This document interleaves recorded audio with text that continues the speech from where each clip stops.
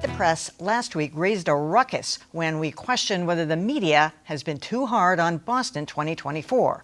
My answer was a qualified yes, prompting a torrent of snarky retorts on Twitter. So we asked Adam Riley to tell us what I got wrong. Last week, Emily argued that Boston 2024 isn't getting a fair shake from the press and that scorn is being heaped on Chairman John Fish. There's nothing of the combination of being extremely wealthy, extremely handsome, and extremely successful to make you the target, especially of the Boston media. Actually, Emily, I think something else is going on. Over the past few months, Olympics backers have made a bunch of mistakes that hurt their credibility, and the media is covering them because that's our job. What gives a place its heartbeat, its life, its identity? Stirring stuff, but Boston 2024 also gave the U.S. Olympic Committee some assurances that didn't hold up, like claiming it told local property owners they'd be displaced and saying its transportation wish list was fully funded when it's really a couple $2 billion short. Those are legitimate stories. So is the hard sell to the public. It shows that we have what it takes to stand confidently on the world stage. Boston Mayor Marty Walsh backs the games, but some of his moves may have hurt the cause, like putting his campaign team to work for Boston 2024 and signing a document banning criticism by city workers. Community involvement has been a problem, too. I think it's a question of putting the best bid forward that we can as the city of Boston. Back in January, Boston 2024 President Dan O'Connell told me the bid was a done deal. Now, Boston 2024 wants a statewide vote. But there's still a tendency to dismiss opponents. And I'm not sure exactly how much sincere opposition is out there. For what it's worth, John Fish is more diplomatic. What happened here, quite honestly, is the narrative that wasn't correct got ahead of us a little bit. But that's a narrative written by Boston 2024, not by the media. In part. There's nothing that the Boston media loves more than epic fail. And there's a schadenfreude here, too, that like somebody like John Fish becomes a target because he's all the things that I said, and they want to run him out of town. I mean, you even saw a columnist this week saying he's going, he's done, it's over. He just doesn't know it yet. And as soon as that happens, there will be, and I told you so.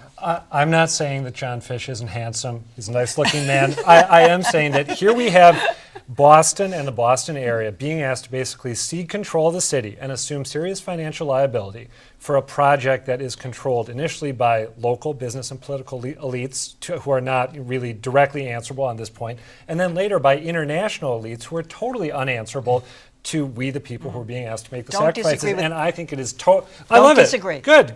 So we have I'm just saying that the media loves failure. Shirley, help me out here. Well, I think I think there is a feeding frenzy going on right now, and maybe some of it is in the mainstream media, but you have to look at social media's role in this. I mean, they are particularly nasty in terms of the folks who are against the Olympics, and it seems like I'm somewhat pro-Olympics or pro-Olympics discussion, and I see all the comments and I get all the emails, and I think they're going insane. They're not even making sense anymore. I mean, as I wrote this week, it sounds like the organizers are proposing a toxic waste dump on the Greenway. I mean, and yet all they want to do is want to make Boston better. In your column, and then I'll pipe down and let you guys get in here, I don't think you gave enough credit to the people who oppose this for real substantive reasons. It's not just that they want to tear down people who are successful or that they like, saying no to things. I think people have real legitimate concerns. Again, it's about money. It's about control of property. It's about the legacy this is going to leave. If you've ever been to the Olympic parks in Montreal or Barcelona, I think I've actually been to both of those, they're kind of ghost towns. So I think, I'm not saying that there isn't some over-the-top criticism. People can get very nasty, especially on social media. But I think that it's important for people who back the games, whether you're sort of inclined, I think, to give people the benefit of the doubt. Others are more skeptical. Mayor Walsh, I would say, if I were an advisor to him, I'd say, don't tell the opponents they don't count. Try to change their mind. Tell them why this is a good thing. I just think that the substance of this is something that the media has picked up on. And the substance is there is no credibility to the claim that this isn't going to cost tax money, and a lot of it. We've seen this movie before. I mean, I hate to repeat what I said last week, but we've just been through this with the Big Dig, which has sucked money out of other transportation projects across the state and left us with a tremendous amount of debt for years to come. And it just feels like we're heading down that road again. I think that's a trope, like I said last week. It's like everybody points to something that's going to be another disaster. There's nothing better than the big dig. I'm happy to be paying for it.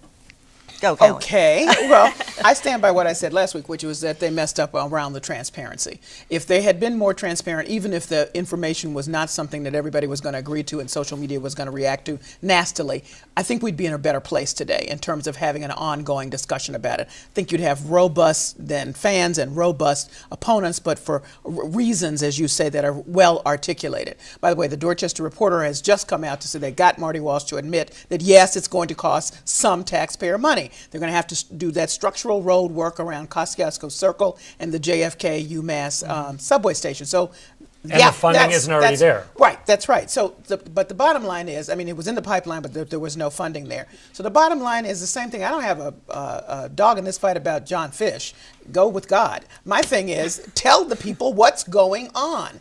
And I think that's where they're trying to go. I do too. So I'm going to see if that's where they're trying to go. But in the interim, it's not unfair to point out all of these lapses in transparency. But I think what's happening now is that we can't have a real conversation. I mean, it's such a feeding frenzy that all the opponents of this won't allow Boston 2024 to make their case. I mean, I do think they have a substantive message, but they haven't. I mean, they've made a lot of mistakes in getting their message out, and they need to move John Fish out because he's not an effective messenger for the Boston 2024. Move him to an ambassador or like a chairman, a true chairman role where he's kind of in the background.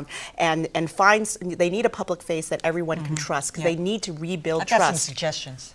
Well, I think a lot of us do. And you know what would change the media conversation overnight, Shirley? You might have had this in your column. If they put Mitt Romney in charge. Yeah, exactly. I don't think so because he has a lot of political baggage. You know, 10 years ago he did save, the Salt Lake Utah. Olympics. But how many people voted in this state voted for him for president? Yeah, but they liked him as a leader. That's they liked him as a right. leader when he was here. And they acknowledged that he did a good job on that. did. I And gotta say, though, And he did by a the good way, bit- Adam, good at there are poor big- people good on living the big in those leftover Olympic villages in London. I have written about that. So it is not all bad. And they say they're all going to be destructible here anyway. So. By the way, I'm with Shirley on Romney. Too much baggage. Yeah. Couldn't do it.